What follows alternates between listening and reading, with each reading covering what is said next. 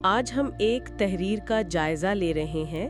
عنوان ہے نشہ آور اسکرین، زندگی کا اصل کھیل۔ یہ خاص طور پر جو مشہور سیریز ہے نا، جیسے اسکوئڈ گیم، ان کے ہماری زندگیوں پر جو اثرات ہیں ان کا ایک آپ کہیں بہت بے باک قسم کا تجزیہ ہے۔ تحریر کا جو مرکزی خیال ہے وہ یہ کہ بھائی یہ جو تفریح ہے یہ صرف ٹائم پاس نہیں ہے، یہ ہمارے ذہن کو ایک طرح سے اغوا کر سکتی ہے۔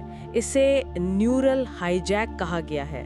آج ہم اسی دعوے کو سمجھنے کی کوشش کریں گے کہ آخر مصنف کہنا کیا چاہ رہا ہے۔ جی، یہ واقعی ایک سخت موقف ہے، خاص طور پر آج کل جس طرح گھنٹوں بیٹھ کر مواد دیکھا جاتا ہے جسے بنج واچنگ کہتے ہیں، تو یہ تحریر اس کلچر پر آپ کہیں گہرے سوال اٹھاتی ہے۔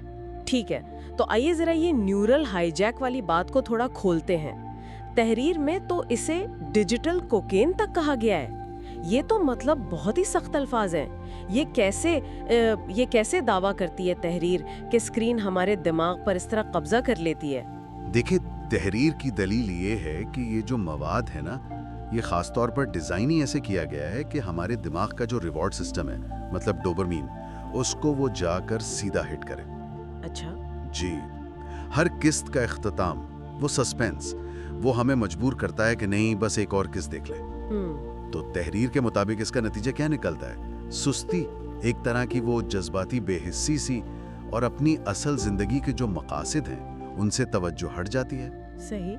یوں لگتا ہے جیسے اسکرین کا جو شور ہے نا، وہ ہماری زندگی کا ایک مستقل پس منظر بن گیا ہے، بس چل رہا ہے۔ یہ نقطہ مجھے واقعی بہت چونکا دینے والا لگا کہ تحریر کہتی ہے کہ اس طرح دیکھنے والا حقیقی دنیا سے کٹ جاتا ہے اور وہ جعلی جذبات محسوس کرنے لگتا ہے۔ جی، مطلب ہم اسکرین پر کرداروں کی وہ جو زندگی موت کی کشمکش ہے اسے دیکھ کر اتنے جذباتی ہو رہے ہوتے ہیں کہ اپنی زندگی کی جو اصل کشمکش ہے، ہمارا اپنا کھیل، اس پر ہماری توجہ ہی نہیں رہتی یا کم ہو جاتی ہے۔ بالکل، اور یہیں سے تحریر اس بات کو جوڑتی ہے کہ ہم غیر محسوس طور پر اپنی زندگی کا ریموٹ کنٹرول ان مواد بنانے والوں کے ہاتھ میں دے دیتے ہیں۔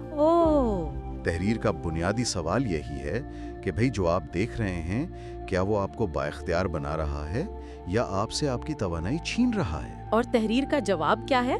تحریر کے مطابق تو جواب بڑا واضح ہے۔ وہ کہتی ہے کہ یہ آپ کی توانائی چھین رہا ہے، مؤخر الذکر۔ پھر تحریر کا انداز بدلتا ہے، ایک طرح کی پکار آتی ہے، جاگو۔ یہ صرف دیکھتے رہنے کے بجائے کچھ کرنے پر زور دیتی ہے۔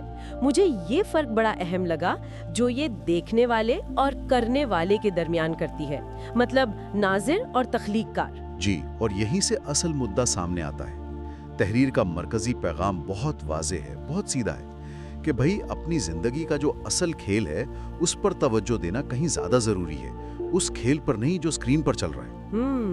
اور تحریر ایک آپ کہیں انتہائی قدم بھی تجویز کرتی ہے کہ ریموٹ پھینک دو۔ ہاں، اچھا۔ جی، اور اپنی زندگی کا کھیل کھیلو۔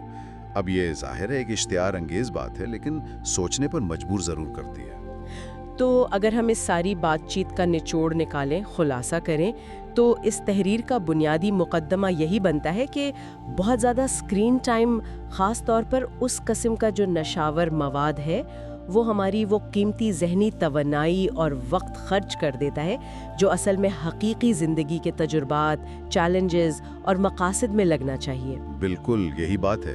تحریر کی آخری التجا بھی یہی ہے کہ اپنی زندگی کی جو حقیقت ہے، اس کے جو چیلنجز ہیں، ان کو اسکرین پر نظر آنے والی فرضی دنیا پر ترجیح دیں۔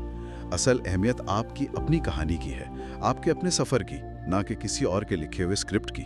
یہ گفتگو واقعی ہمیں اپنے مواد کے استعمال پر، اپنے اسکرین ٹائم پر غور کرنے کی دعوت دیتی ہے، اور جاتے جاتے سننے والوں کے لیے ایک سوال چھوڑ جاتے ہیں جو اسی تحریر کی روح سے جڑا ہوا ہے۔ اگر ہماری توجہ ہی اس دور کی سب سے قیمتی کرنسی ہے، تو یہ فیصلہ کرنا کتنا اہم ہے کہ ہم اسے کہاں خرچ کر رہے ہیں، فرضی کرداروں کی جد و جہد دیکھنے میں، یا پھر اپنی زندگی کے حقیقی چیلنجز سے نمٹنے اور کچھ نیا تخلیق کرنے میں۔